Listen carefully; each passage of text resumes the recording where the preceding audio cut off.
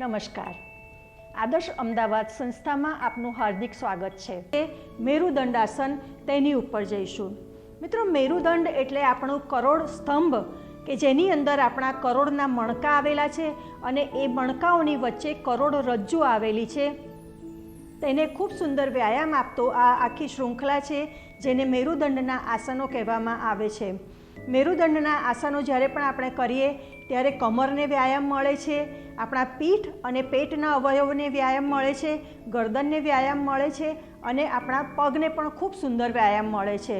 ખૂબ સુંદર કહેવાય એવા છતાં પણ કરવામાં ખૂબ સરળ એવા આસનોની આ આખી શૃંખલા છે મેરુદંડાસન, જેના 8 પ્રકાર છે તે આપણે એક પછી એક જોઈશું. મિત્રો, હવે આપણે મેરુદંડાસનનો અભ્યાસ કરી રહ્યા છીએ. તેના માટે પોઝિશનને ખાસ યાદ રાખવાની છે. બંને પગ જોડેલા રહેશે.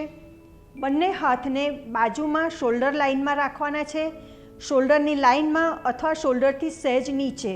હાથ ઊંચા ના જતા રહે તેનું ખાસ ધ્યાન રાખીશું. હથેળીને સીધી અથવા તો ઊંધી, આપને જે પણ કમ્ફર્ટેબલ લાગે તે રીતે રાખી શકાય છે. તો મેરુદંડનો અભ્યાસ આપણે શરૂ કરીશું. પ્રકાર 1.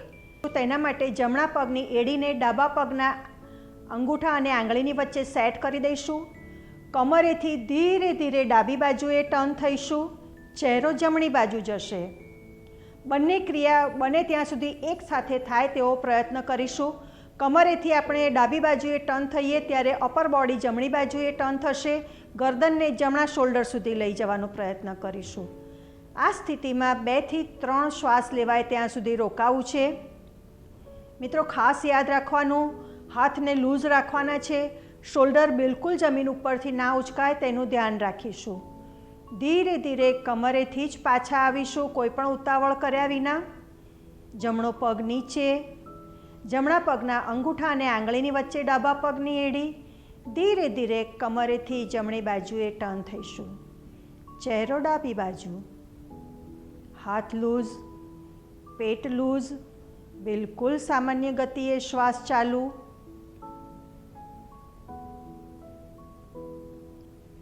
રિલીઝ. ધીરે ધીરે પાછા આવીશું. ડાબા પગને નીચે મૂકી દઈશું. હવે જમણા પગને ઉચકી ગોઠણમાંથી વાળી અને ડાબા પગના ગોઠણના ઉપર જમણા પગના તળિયાનો ખાડાવાળો ભાગ સરસ રીતે સેટ કરી દઈશું.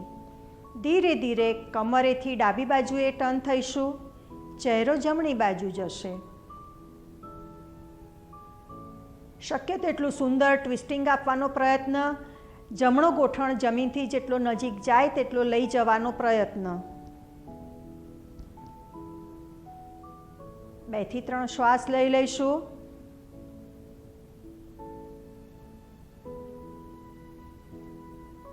ધીરે ધીરે પાછા આવીશું. જમણા પગને સીધો કરી દઈશું. જમણા પગના ગોઠણ ઉપર ડાબા પગના તળિયાનો ખાડાવાળો ભાગ સેટ કરીશું. ધીરે ધીરે કમરેથી જમણી બાજુએ ટર્ન થઈશું. ચહેરો ડાબી બાજુ.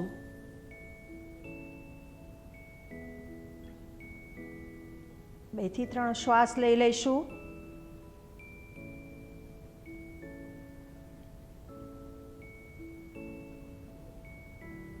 રિલીઝ.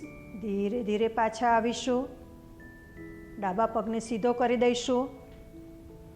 હવે બંને પગને ગોઠણમાંથી વાળી અને હિપ્સથી લગભગ 6 થી 8 ઇંચ દૂર રહે ત્યાં સુધી રાખીશું. બંને પગ વચ્ચે શોલ્ડર જેટલું અથવા તો આપણા ગોઠણથી એડીની જેટલી લેન્થ છે તેટલું ડિસ્ટન્સ રાખીશું. એકવાર ચેક કરી લઈશું.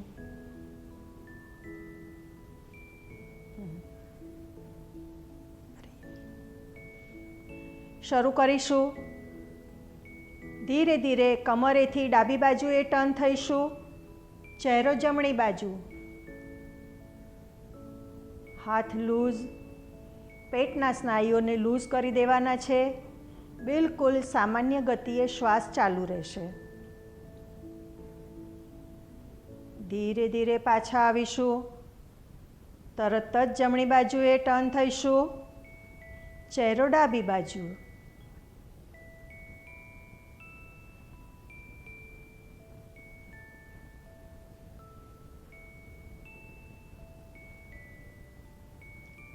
રિલીઝ. બિલકુલ ધીરે ધીરે પાછા આવીશું. પગને વાળેલા જ રાખીશું, જોડી દઈશું અને બંને એડી હિપ્સની શક્ય તેટલી નજીક લાવી દેવાનો પ્રયત્ન કરીશું. હાથની પોઝિશનને એકવાર ચેક કરી લઈશું. જો શોલ્ડરથી ઉપરની તરફ જતા રહ્યા હોય તો તેને સહેજ નીચે મૂકી દઈશું. એક ઊંડો શ્વાસ ભરીશું. શ્વાસ છોડતા ધીરે ધીરે કમરેથી ડાબી બાજુએ ટર્ન થઈશું. ચહેરો જમણી બાજુ.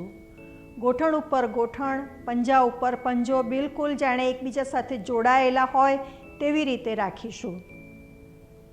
2 થી 3 શ્વાસ લઈ લઈશું.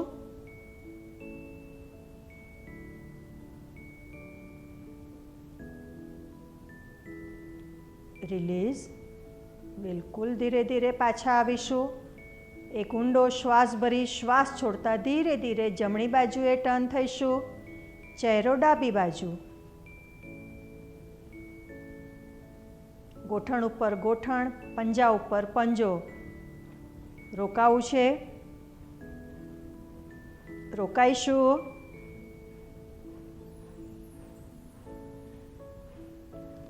રિલીઝ. ધીરે ધીરે પાછા આવીશું. પગને વાળેલા જ રાખવા છે.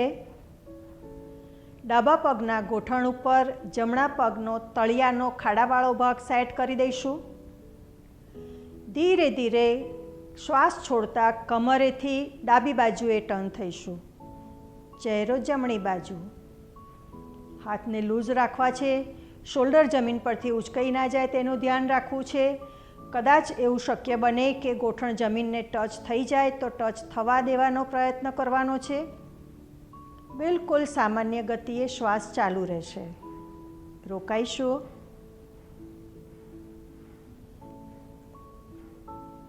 રોકાવું છે.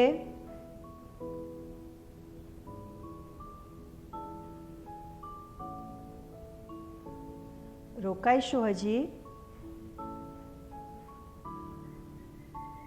રિલીઝ.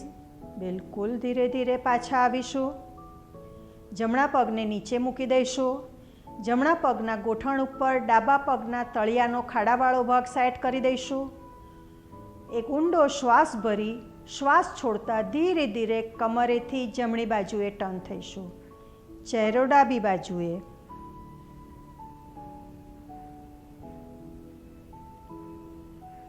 રોકાઈશું.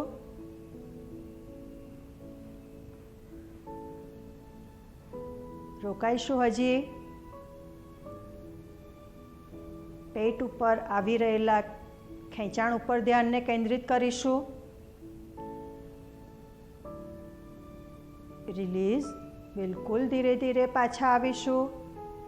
ડાબો પગ નીચે. બંને પગને થોડા હિપ્સની નજીક ખેંચી લઈશું. 2-3 ઊંડા શ્વાસ લઈ લઈશું આ જ પોઝિશનમાં. બંને એડીને હિપ્સની શક્ય તેટલી નજીક લાવી દઈશું. બંને ગોઠણને ઉચકી અને પેટ સાથે દબાય તે રીતે સેટ કરી દઈશું. એક ઊંડો શ્વાસ ભરી શ્વાસ છોડતા ધીરે ધીરે કમરેથી ડાબી બાજુએ ટર્ન થઈશું. ચહેરો જમણી બાજુ. ડાબો પગ પૂરેપૂરો જમીન ઉપર આવી જશે. ગોઠણ એકબીજાની ઉપર, પગના પંજા એકબીજાની ઉપર. બિલકુલ સામાન્ય ગતિએ શ્વાસ ચાલુ. રોકાઈશું. રોકાઈશું.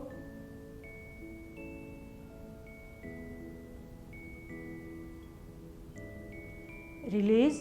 બિલકુલ ધીરે ધીરે પાછા બંને ગોઠણને પેટની સાથે દબાવી દઈશું. એક ઊંડો શ્વાસ ભરી શ્વાસ છોડતા કમરેથી જમણી બાજુએ ટર્ન થઈશું. હાથ લૂઝ છે. પેટના સ્નાયુઓને બિલકુલ લૂઝ મૂકી દીધા છે. બિલકુલ સામાન્ય ગતિએ શ્વાસ ચાલુ છે. રોકાવું છે. રોકાઈશું.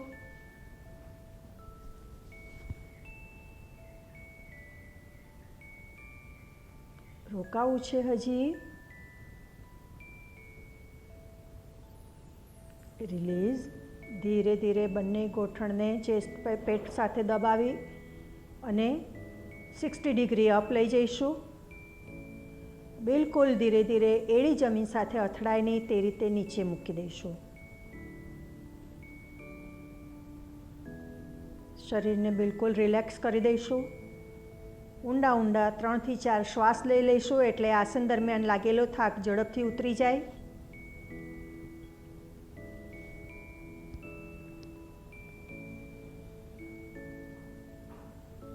ફરીથી તૈયાર થઈ જઈશું છેલ્લા 2 એના પ્રકાર માટે. જમણા પગને 90 ડિગ્રી ઉપર લઈ જઈશું. ધીરે ધીરે ડાબી બાજુએ ટર્ન થતાં જમણા પગને ડાબી બાજુએ લઈ જઈશું. જમીનથી 3 થી 4 ઇંચ અદ્ધર રહેશે. જો શક્ય હોય તો ડાબા હાથથી જમણા પગના અંગૂઠાને પકડવાનો પ્રયત્ન. ના પકડી શકાય તો કોઈ જ વાંધો નથી. જ્યાં સુધી જતો હોય ત્યાં સુધી જ લઈ જઈશું, કોઈ જોર જબરજસ્તી નહીં. રોકાઈશું. રોકાવું છે. સાયટિકા નર્વને ખૂબ જ સુંદર આનાથી વ્યાયામ મળી રહ્યો છે. ખૂબ સુંદર ખેંચાણ આવી રહ્યું છે સાયટિકા નર્વ ઉપર. રોકાવું છે. રોકાઈશું હજી. રિલીઝ. ધીરે ધીરે પહેલાં પગને 90 અંશ ઉપર લાવીશું. બિલકુલ ધીરે ધીરે એડી જમીન સાથે અથડાય નહીં તે રીતે નીચે મૂકીશું. તરત જ ડાબા પગને ઉપરની તરફ લઈ જઈશું 90 અંશે. ધીરે ધીરે કમરેથી જમણી બાજુએ ટર્ન થઈશું. ચહેરો ડાબી બાજુ. જમણા હાથથી ડાબા પગના અંગૂઠાને પકડવાનો ફક્ત પ્રયત્ન. પગ જમીનથી 3 થી 4 ઇંચ અદ્ધર હવામાં લટકતો રહેશે. રોકાઈશું. રોકાવું છે.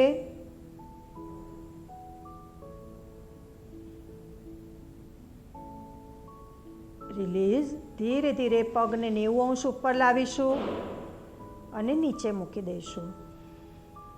છેલ્લો પ્રકાર. ફરી એકવાર બંને પગને જોડી દઈશું.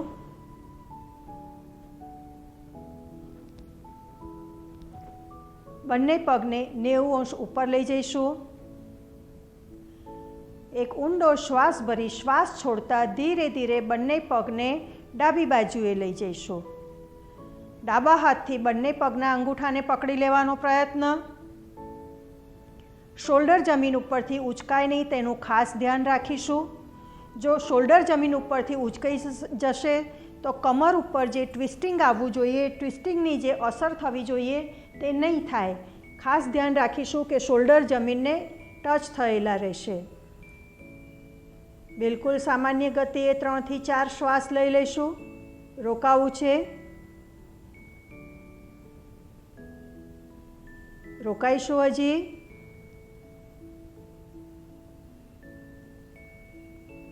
રિલીઝ.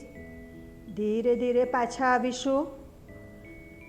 એક ઊંડો શ્વાસ ભરી શ્વાસ છોડતા ધીરે ધીરે જમણી બાજુએ ટર્ન થઈશું. ચહેરો ડાબી બાજુ. જમણા હાથથી બંને પગના અંગૂઠાને પકડવાનો પ્રયત્ન. રોકાવું છે. રોકાઈશું.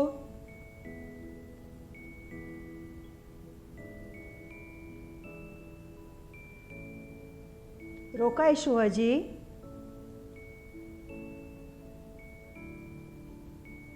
રિલીઝ. ધીરે ધીરે બંને પગને 90 અંશ ઉપર લાવીશું. બિલકુલ ધીરે ધીરે એડી સહેજ પણ જમીન સાથે અથડાય નહીં તે રીતે નીચે મૂકીશું અને શિથિલ દંડાસનમાં રિલેક્સ થઈ જઈશું. શ્વાસ ચાલે છે તેમ જ ચાલવા દઈશું. જેમ જેમ થાક ઉતરતો જશે તેમ તેમ શ્વાસોશ્વાસ બિલકુલ સામાન્ય થઈ જશે.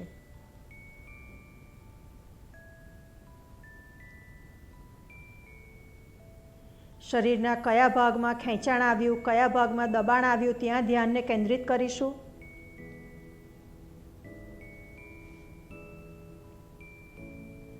મિત્રો, આપણે પગની જે એક્સરસાઇઝ કરી તેમાં બધામાં પગને આપણે ઉપરની તરફ બેન્ડ કરવાના હતા, તો તેના પૂરક વ્યાયામ તરીકે આપણે પહેલાં સેજલ બેન્ડ પેટના બળ પર આવી જશે અને પગને પાછળની તરફ ખેંચવાનો થોડોક વ્યાયામ કરી લઈશું.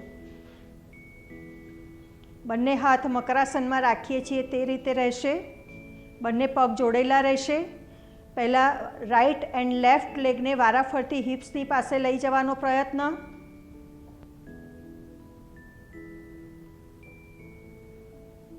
હવે બંને પગને એક સાથે લાવીશું.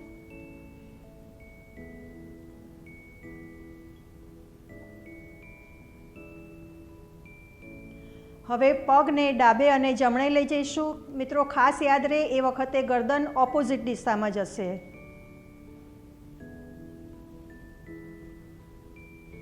Left, right,